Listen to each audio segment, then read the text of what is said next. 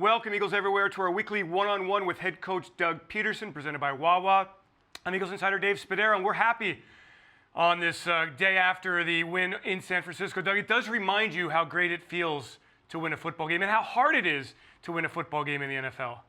Yeah, you're absolutely right, Dave. It is extremely hard to win, in the National Football League, and then for us now it's a matter of just kind of if we can continue to stack, good practice days, each week. I thought we had a really good week of preparation last week, and that goes to how you play in the game, right?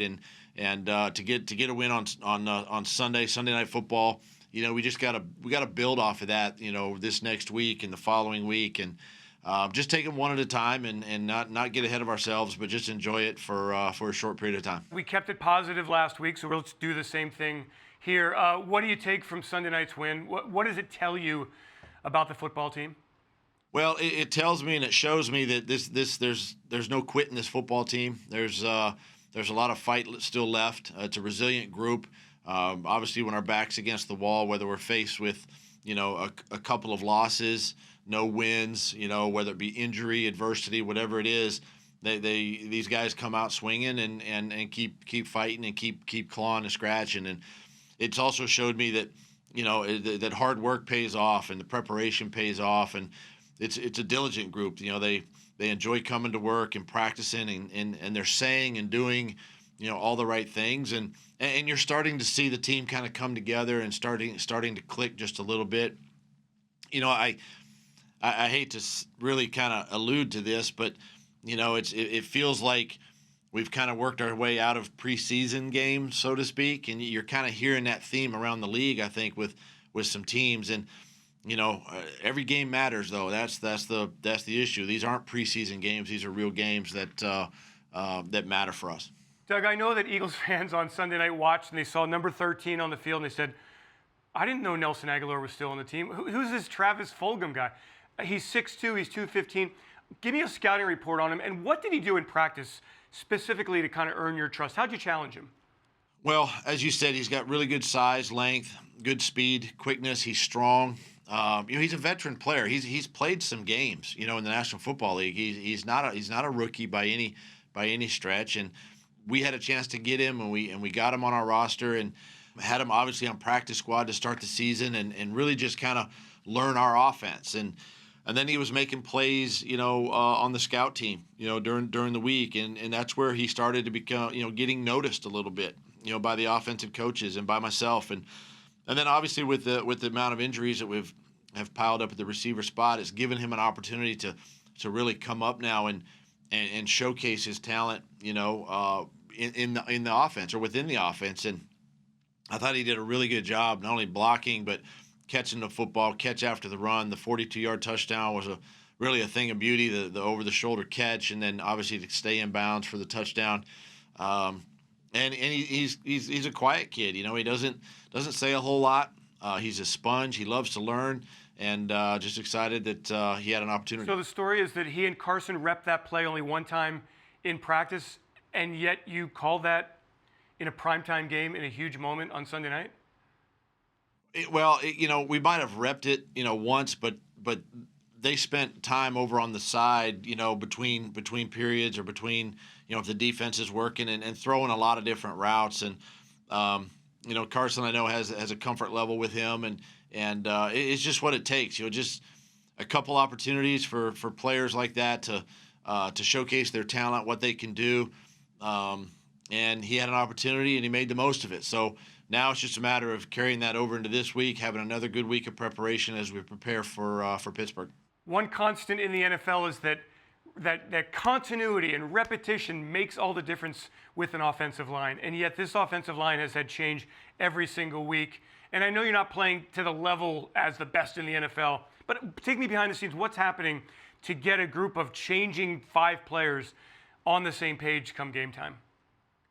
Well, it's extremely difficult, because those 5 have to be on the same page. Obviously, everything starts with, Jason Kelce up front with the communication, and then it just stems out from there. And we ended up playing with, I think, 7 offensive linemen yesterday. Jack Driscoll played, Sua Opeta played, so we played with quite a few guys in the game.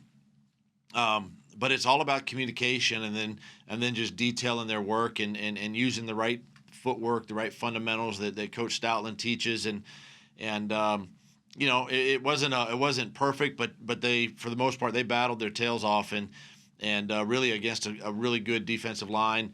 That's a very active defensive line. We knew that on third down they were going to pressure us.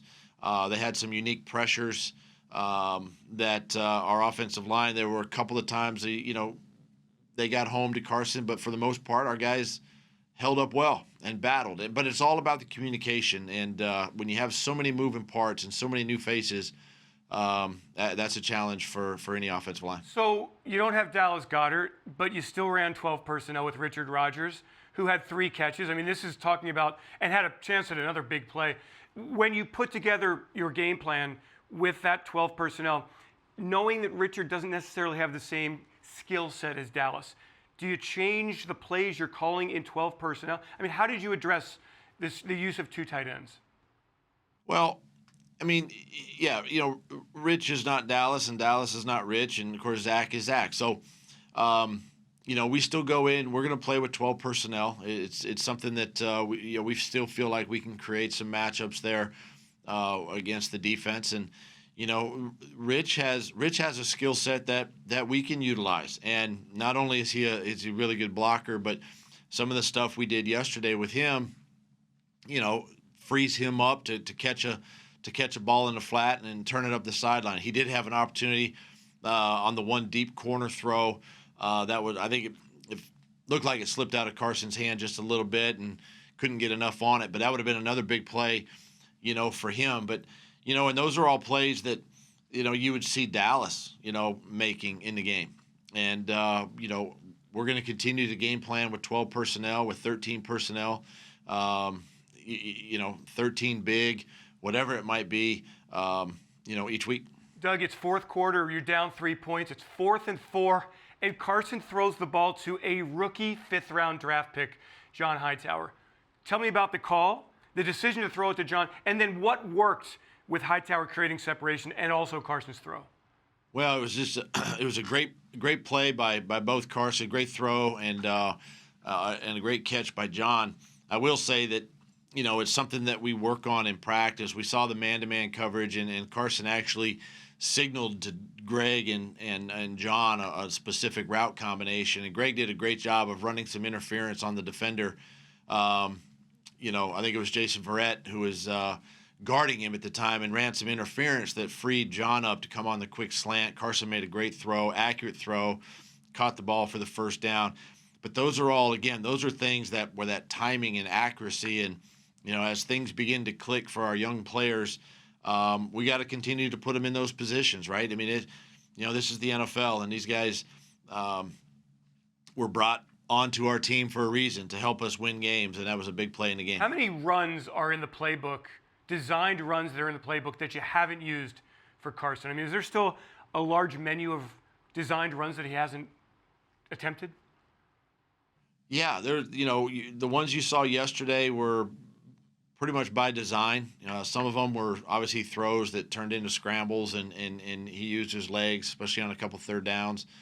But there's still a few more, a few more wrinkles that we have with him that we can use, and it's something as we put the run game plan together, as Coach Stoutland puts the run game plan together each week, he's always looking for ways to get our quarterback in space in the run game, because that's something that defenses usually don't account for.